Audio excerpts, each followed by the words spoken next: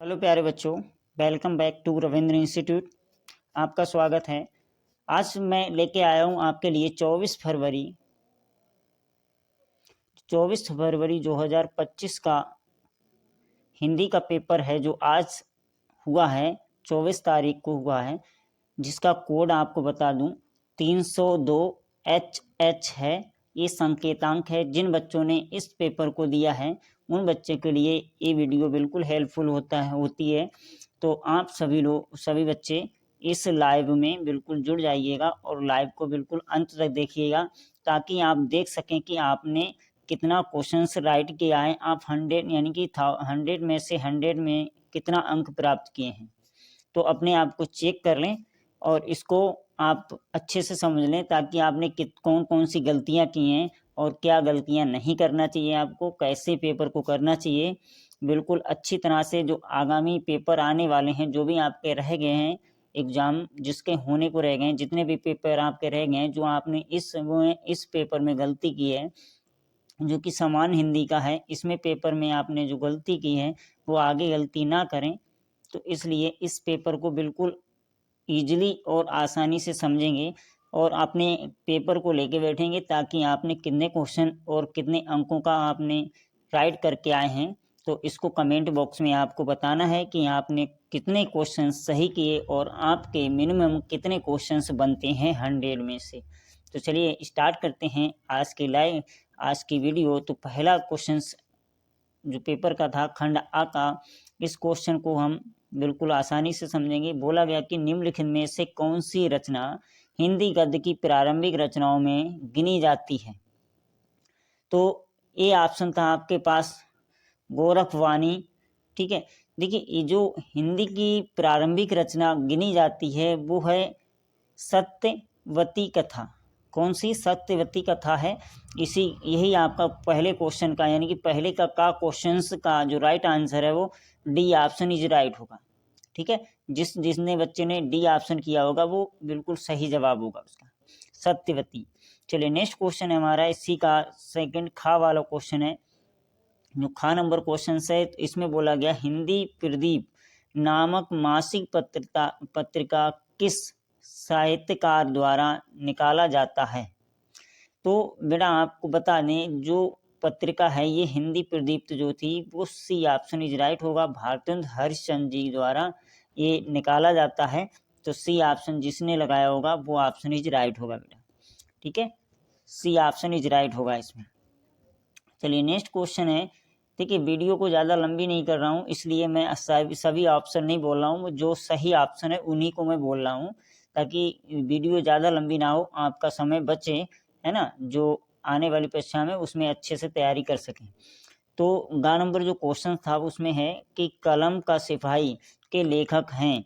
तो जो कलम के सिपाही के लेखक हैं गा नंबर में, तो वो हैं आपके बी ऑप्शन इज राइट होगा, राम वृक्ष बेनीपुरी।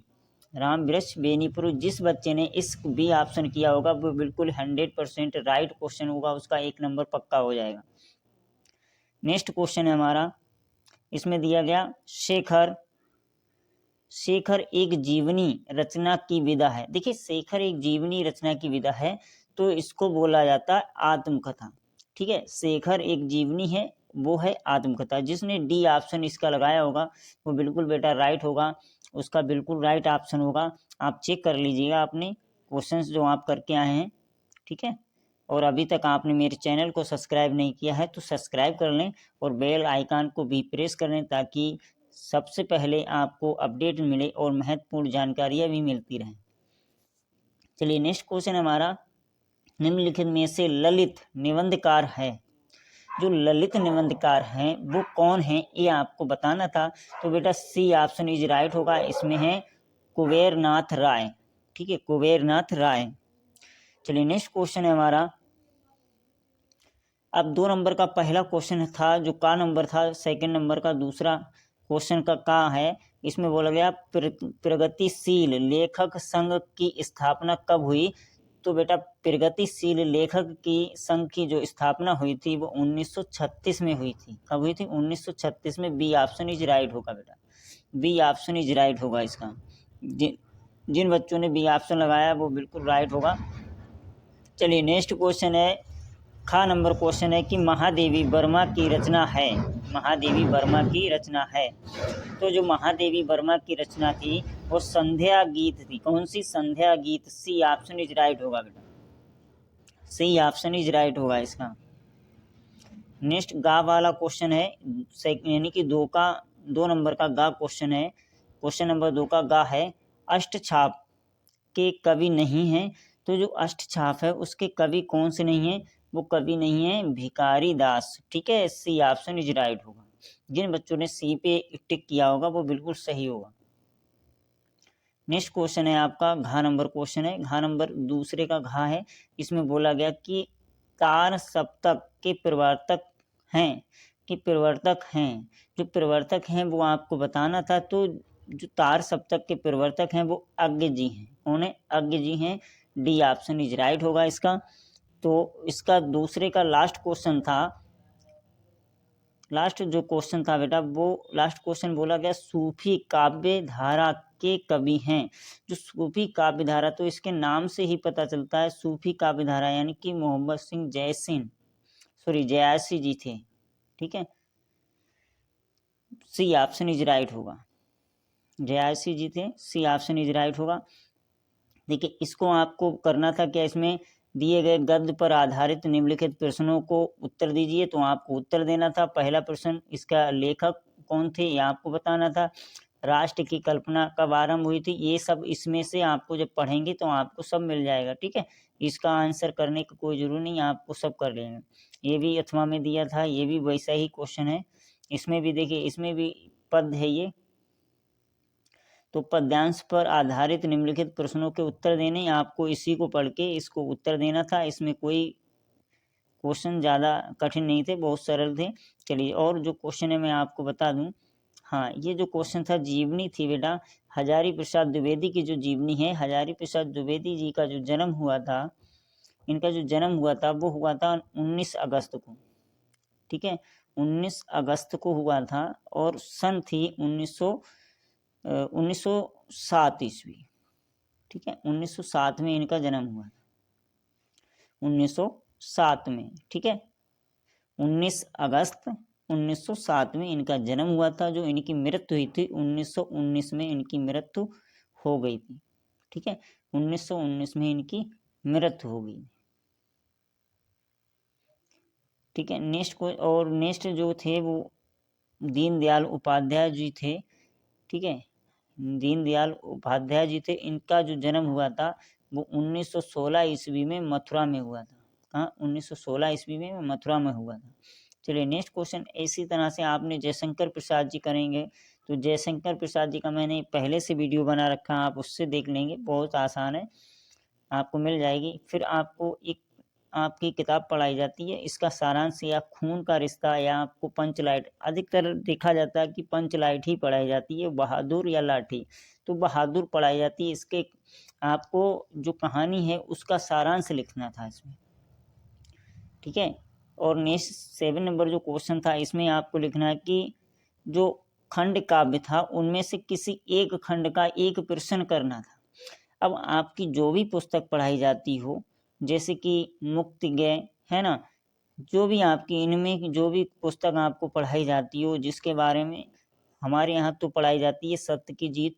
तो आपके यहाँ जो भी पढ़ाई जाती हो वो कमेंट बॉक्स में लिखिएगा, मैं उस पर कुछ वीडियो बना दूंगा। इसका चरित्र करना था आपको। ठीक है, सत्य की जीत पर आपको क्या करना था?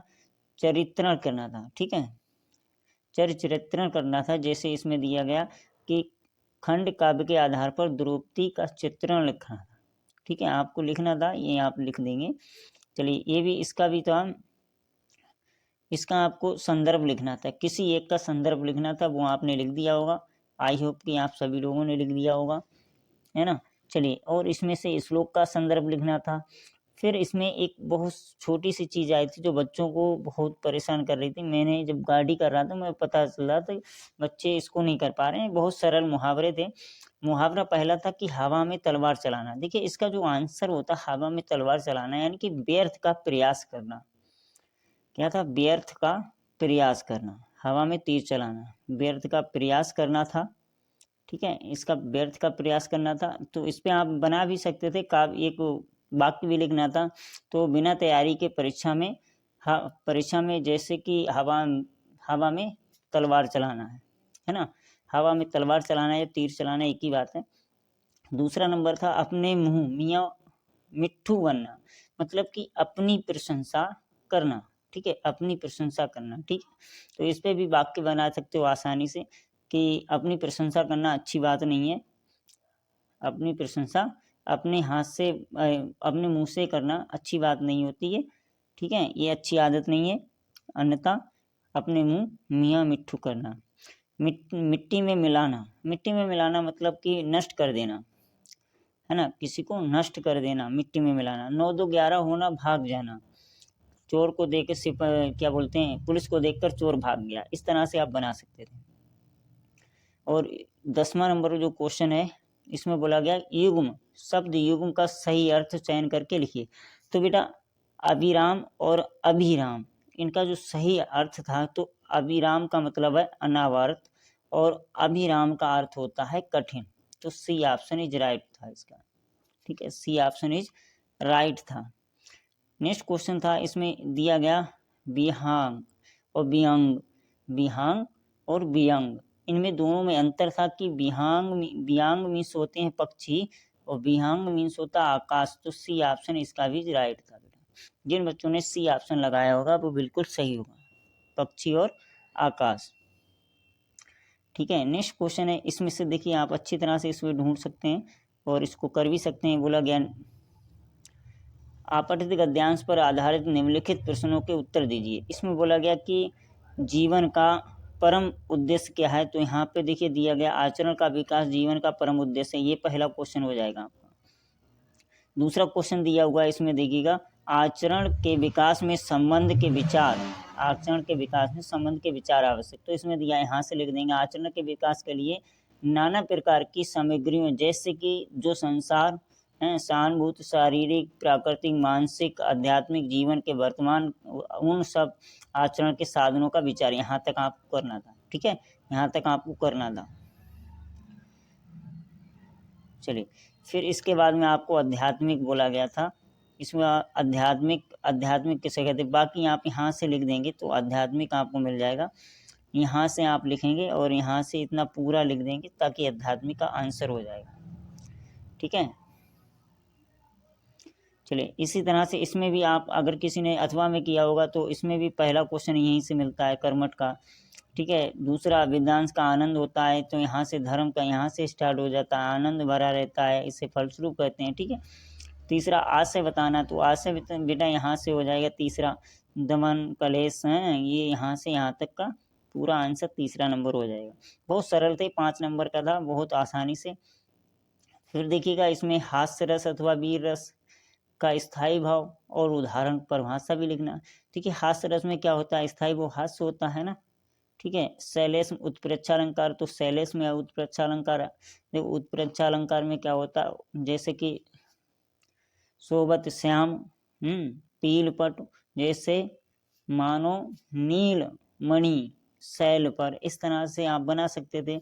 तो उत्प्रेक्षालंकार यानी कि समान रूप होता है। शैलेश में अलंकार यानी कि एक दूसरे से अर्थ चिपका हुआ होता है, एक दूसरे से अर्थ चिपका होता है। सोठा और चौपाई छंद का लक्षण आपको देना था, है ना। सोठा में 16 मात्राएं होती हैं और दूसरे में 14 मात्राएं होती हैं। ठीक है, चलिए, नेक्स्ट क्वेश्चन है कि आपको बीमारी के यानी कि एक जो संक्रमण बीमारियों से रोकथाम के लिए आपको एक पत्र लिखना था, अथवा में स्वरोजगार के लिए आपको पत्र लिखना था। बैंक के ऊपर, बैंक में लिख देते, कुछ भी लिख दो कि मुझे बैंक में बहुत आर्थिक तंगी और मैं पढ़ना लिखने में अच्छी हूँ, यानी कि आपको जॉब की ज़रूरत है, इस तरह से आप लिख सकते थे। और आपको मैंने कल ही बताया था कि इसमें जो नारी सशक्तिकरण है, ये 100% निबंध आएगा, मैंने पहले ही बोल दिया था। और एक ये पहले नंबर पर जो है वृक्षारोपण व वन संरक्षण, क्योंकि इसमें जो चल रहा है कि नारी सशक्तिकरण बहुत चल रहा है और वृक्षारोपण इसमें बिल्कुल ट्रेंडिंग में है, आप एक समझ लें ट्रेंडिंग में, इसलिए मैंने कल ही बता दिया था 100% आएगा। तो इसलिए ये भी 100% आया था।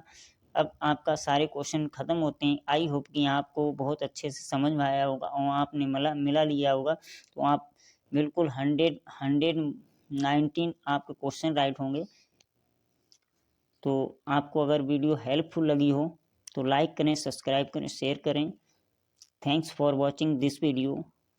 Good bye.